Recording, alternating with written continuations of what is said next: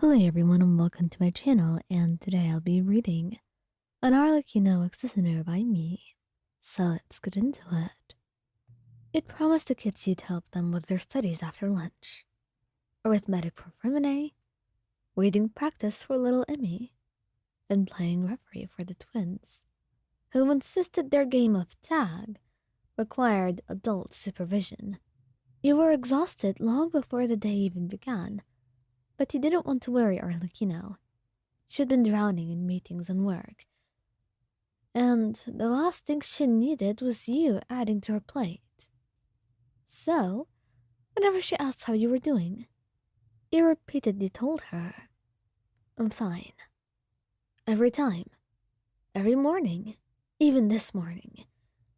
Even when you felt the room spinning slightly. And even when your hands trembled as you buttoned your shirt.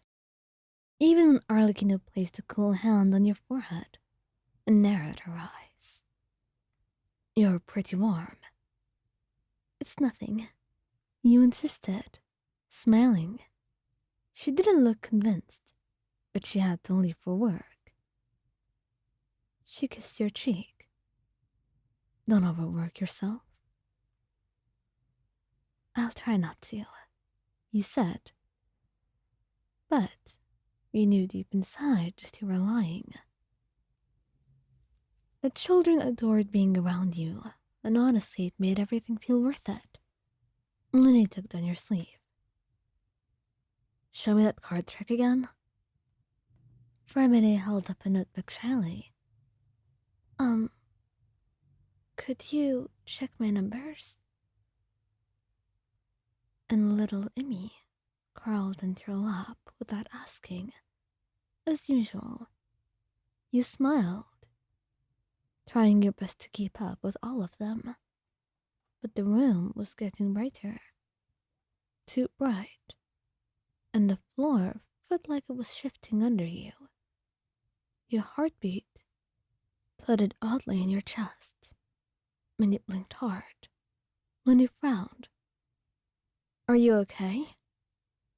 You opened your mouth to answer, but your vision blurred, like someone smeared water across your eyes. And then, everything dropped.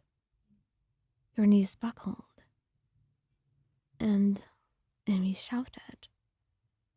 Linny lunged forward to try catching you, but he wasn't fast enough, your body hitting the floor, and everything went muffled, like you were underwater. You heard the kids' voices, frantic and worried. "Get father. Hurry! Wake up! They're not moving!" Little hands are touching your shoulders, your face, trying to shake you awake. And you wanted to tell them that it's okay. You'd wake up again. You'd be fine. But you couldn't speak. In fact, you couldn't get a single word out. Your consciousness flickered just long enough to see her silhouette storm through the doorway. Her eyes, which were usually sharp and cold, went wide the second she saw you on the floor, surrounded by terrified children. She was kneeling beside you where she finished stepping into the room, and her hand pressed against your cheek, her voice low and quiet, not too loud as not to disturb you further. "Moyan, stay with me." The kids flooded her with frantic explanations. "They just fell. They weren't feeling well. They said they were fine." Arlecchino's jaw clenched, tight, furious, but not at them. At you, and at herself. "Everyone step back," she said. Not too loud, not harsh. She didn't want to frighten them more than they already were. She lifted you effortlessly, holding you to her chest. And then, you couldn't really tell anything. because everything went to black, and you woke up in a bed, dim light, warm blankets, and you felt cool cloth on your forehead. And once you were able to open your eyes, you saw Arlecchino sitting at your bedside, elbows on her knees, forehead resting against her clasped hands, like she'd been praying or punishing herself. When she sensed you moving, her head snapped up. You expected anger, and what you got was worse. Hurt and worry. You told me you were fine. You swallowed, your throat dry. I didn't want you to worry. I always worry. That is part of loving you. She leaned closer, brushing her fingers through your hair gently. So gently you almost didn't recognize her touch. You fainted in front of the children. You terrified them. I didn't mean to. I didn't want to disappoint them. She closed her eyes for a moment, then sighed. If you keep going like this, you could die. And that would disappoint them more than anything else. Do you understand that?